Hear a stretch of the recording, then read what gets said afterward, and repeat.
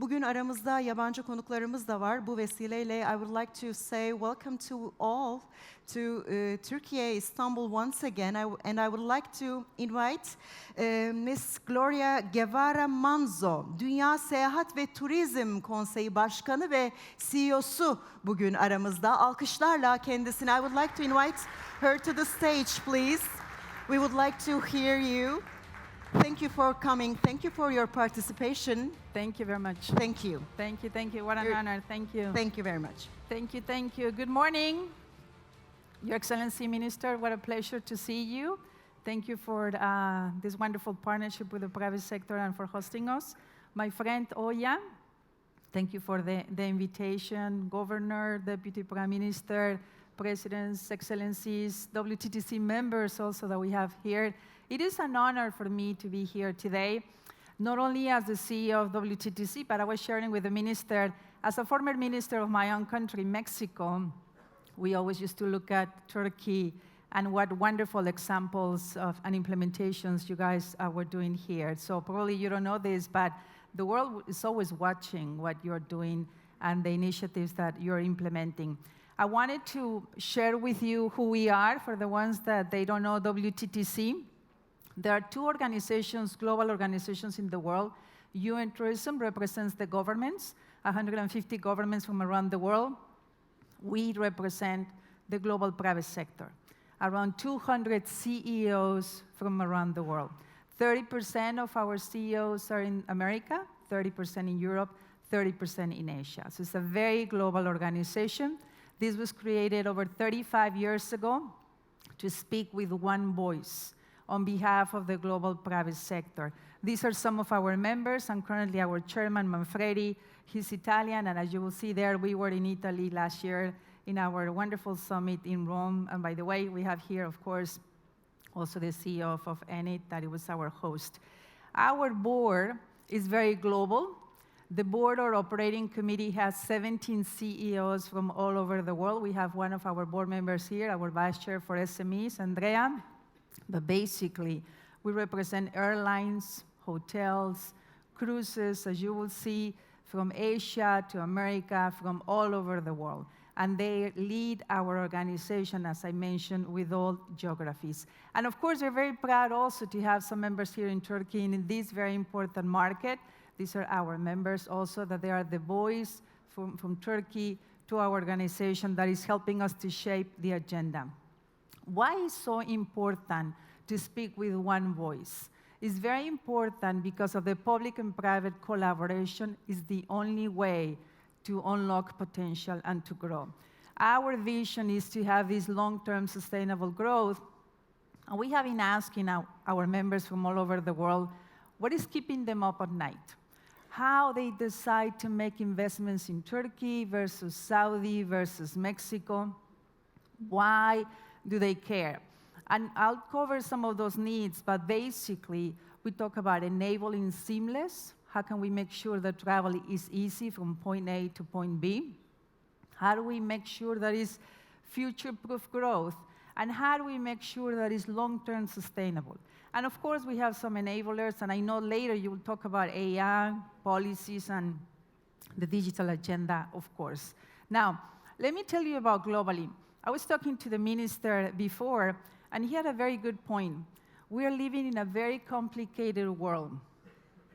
Despite having wars, geopolitical challenges with tariffs, despite all those issues, last year is going to be the best year ever in travel and tourism.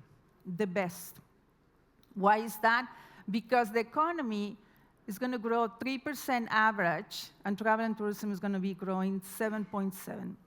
$11.7 trillion.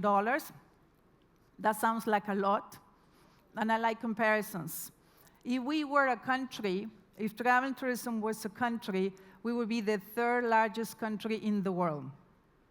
371 million jobs, that's a lot. And look at here, please, international spending versus domestic. Because before coming here, I was reviewing the numbers for Italy. And there was a couple of things that got my attention. As I say, not only as CEO of WTC, but as a former minister too. Domestic and international spending, usually domestic is 3 times the international, globally and in many countries. Very few countries in the world are very successful growing international faster than domestic. And Turkey is one of those. I was very, very impressed with that. I'll cover the numbers.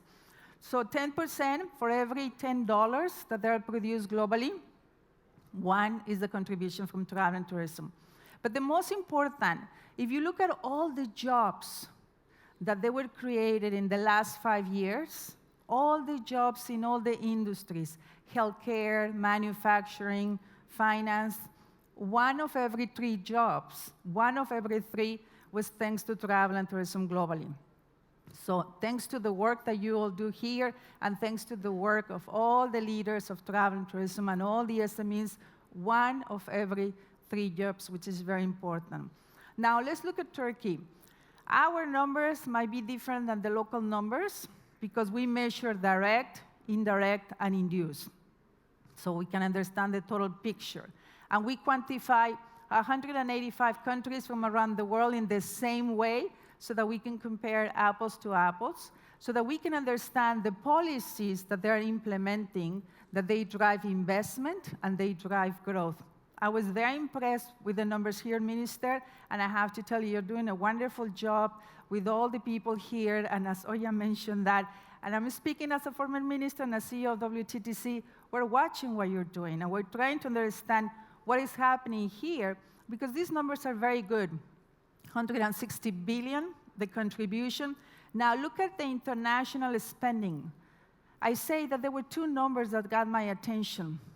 Do you know what is the mix of international and domestic?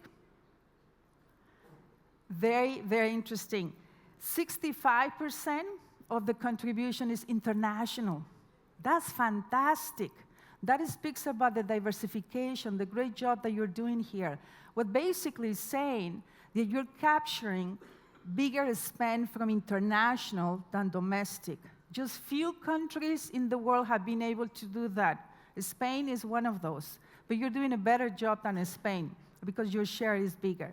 That's excellent. And we need to understand exactly how you're able to capture that so that other countries can learn from the experience here. So international is very big. And of course, the growth, we compare the growth versus the pandemic, before the pandemic. And it's 42% compared to 2019, which is fantastic as well. So we need to analyze, and as I mentioned, the minister, the fact that he has culture, he's very fortunate, and he's taking advantage of that, which is great, because people come here, yes, for leisure, but culture is fantastic in this country, because this is a walking museum. Everywhere you go, you find history. You understand a little bit about what's happening in the world because of the origins of Turkey and what happened here. So that is very important. Now, let me tell you also what's driving this growth international. What do we see this from the 30,000 BU at Wttc? First of all, some emerging markets. Asia Pacific, Middle East, Africa is driving some of the new demand. We see the growth widening. Before, we were seeing growth basically in Europe. Now it's everywhere.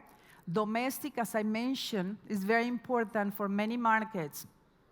US as an example, UK, Germany, they depend heavily on domestic. My own country, Mexico, also, we depend a lot on domestic. Premium is the new word. People are looking for premium, unique experiences, more value than volume. It's very important to have those.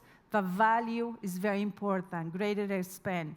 And of course, the experience. That's what travelers are looking. And we see this shift with the new generations, the set. We were talking about the millennials for so many years and the frequent number of travelers. Now the new generations, for them, is a right to be able to travel as they were born with this digital identity. Now, what about the regions? What's happening in all the regions? Asia Pacific is the region that is bringing the most net growth. We see a lot of people coming from this region. Is the large and emerging markets basically are coming from here, and is the primary source of future outbound demand. We will see that, and we are going to continue seeing that in the next 10 years. Africa, very interesting what's happening in Africa. Many challenges with connectivity, infrastructure. However, we see also the population, the demographic that they have might help. Middle East, that you have here also the hubs, very international hubs. One here, of course, in Turkey, that also is competing with the hubs in the Middle East. But that global aviation, these hubs are connecting the West and the East and the South and the North. And what you have done here with your hub in Turkey also is fantastic. Europe is still the largest region in the world.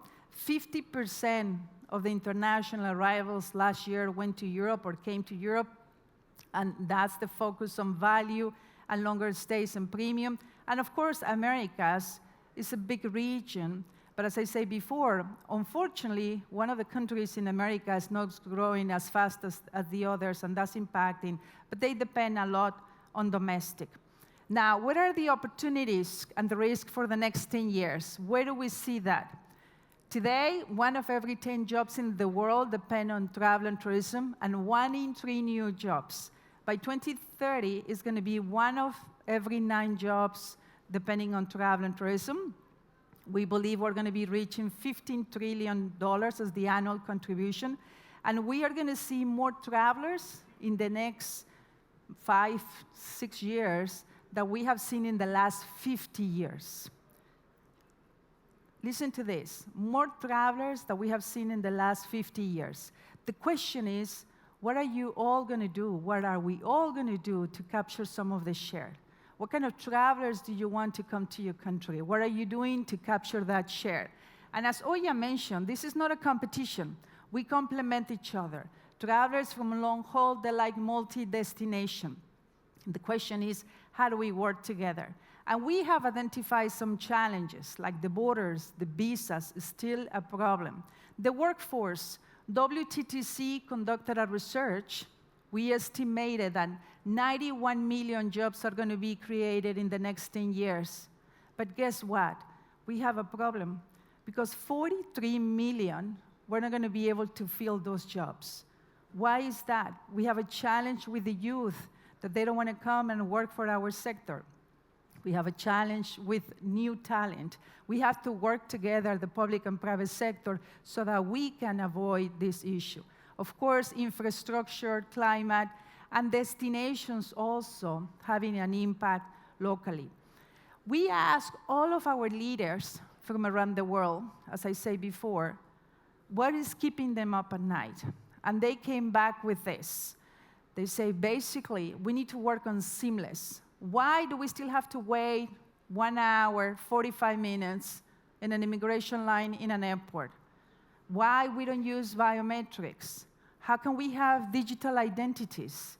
If you travel to Asia, you can get an APEC card and go to 21 countries. If you travel to some markets, you can have this visa facilitation.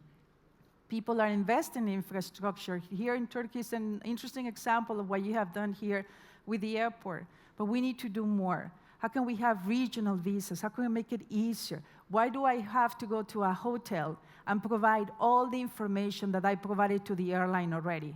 Is there a possibility to transfer that and have a seamless experience? Can we work together to make that happen? Future growth.